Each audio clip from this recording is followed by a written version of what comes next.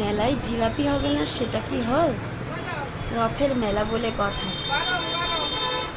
এটা আমার বাবার দোকান, কীভাবে জিলাপিগুলো ভাজে রসে দিচ্ছে সেটাই আপনাদের সঙ্গে শেয়ার করলাম। মেলায় ঘুরতে এসে জিলাপি কিনবো না সেটা কি হয়?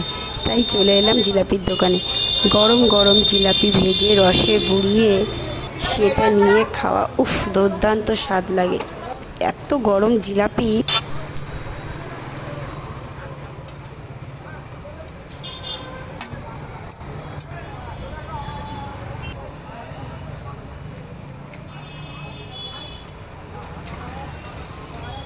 চিন্তা করবে বাবা, কোনো অসুবিধা নেই। বাবার কাছে মাঝে মাঝে মন্দ নিয়ে আসবে, তাহলে একটু মনটা ভালো লাগে বাবার কাছে।